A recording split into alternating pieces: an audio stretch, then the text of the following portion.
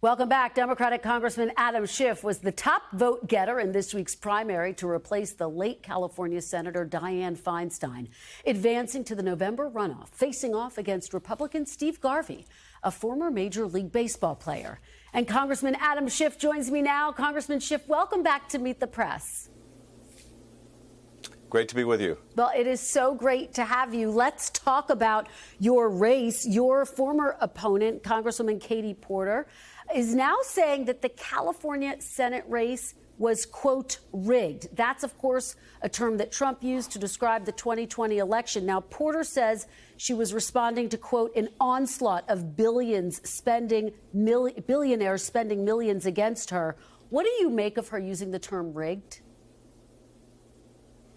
Well, first of all, Katie Porter ran a very tough campaign, as did Barbara Lee. They both called to extend very gracious congratulations this week.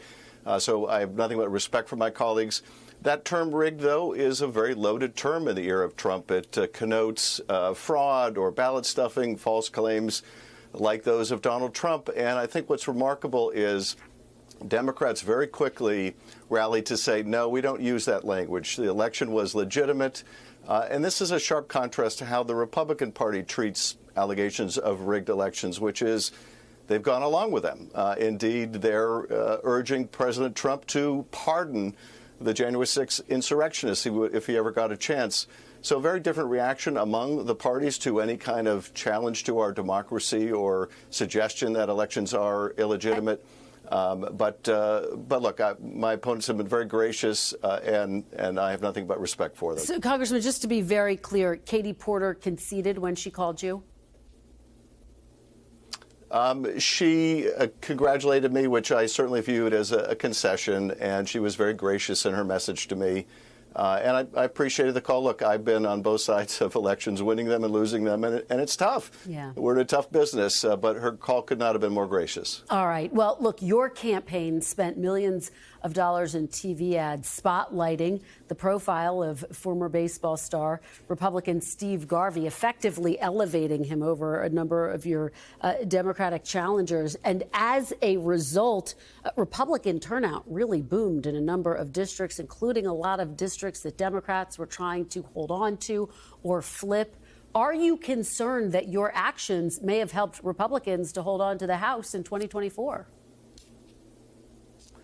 No, not at all. And look, we have a jungle primary in California, so all of us were on the same debate stage, the lone Republican Steve Garvey and 3 Democrats. And yes, I emphasize my record of getting things done in California, of protecting our democracy and our rights and our freedoms, including reproductive freedom. But I also went after Steve Garvey, as did the other Democrats. The challenge I think my Democratic colleagues had was less Garvey consolidating Republicans and more their inability to gain Democratic support. My support among Democrats was more than twice my closest Democratic colleague. But in terms of turnout, this is a presidential cycle. And let's face it, much as we might think otherwise running for Senate, it is the presidential candidates that drive turnout or fail to drive turnout.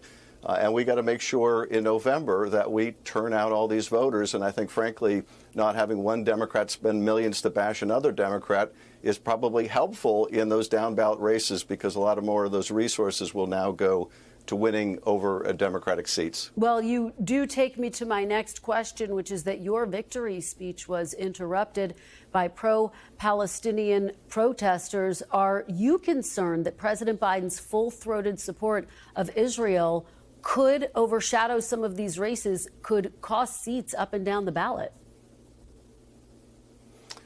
Look, I think President Biden is doing what he should do, and that is figure out what's the right answer, what's the right policy, how do we bring this conflict to an end, how do we make sure that a terrorist group like Hamas is no longer controlling Gaza, how do we get to a two-state solution.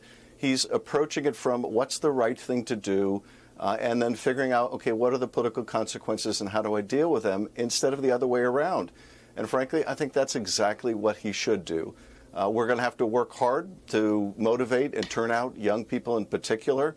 I think he's got a phenomenal record to appeal to young people. No one's done more to reduce the burden of student debt than Joe Biden. No one has done more to attack climate change than Joe Biden. No one has done more to attack gun violence than Joe Biden. On a whole host of issues young people deeply care about, he's got an incredible record.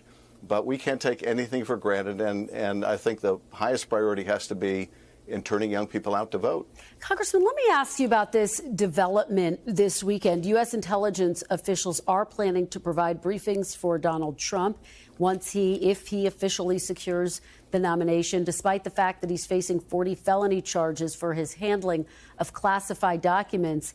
As the former chair of the House Intelligence Committee, do you think it's appropriate for him to receive intelligence briefings?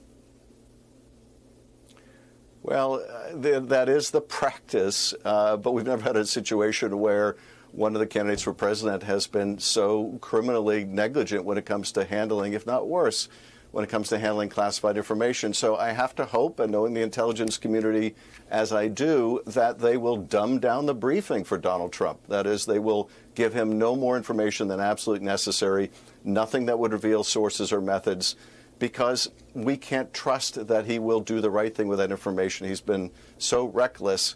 So, yes, it does concern me. It is part of a long tradition. They will be wary of what they share with him, and they should.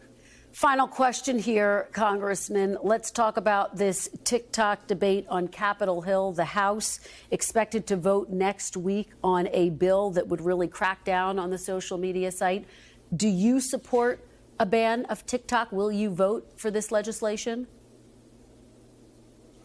I need to look at the legislation. I have not supported a ban on TikTok. In my view, that when it comes to a platform or vehicle for speech, we need to look for the least restrictive means of meeting our objectives. There are real privacy concerns. There are real security concerns. The question is there a way to meet those without banning a whole platform that millions of people like using? This is, I think, a divestiture bill, but I need to study it more before I make a decision. All right. Well, we'll watch it closely and let us know once you have made a decision. Congressman Schiff, thank you so much for joining us this morning. We really appreciate it. Thanks for watching. Stay updated about breaking news and top stories on the NBC News app or follow us on social media.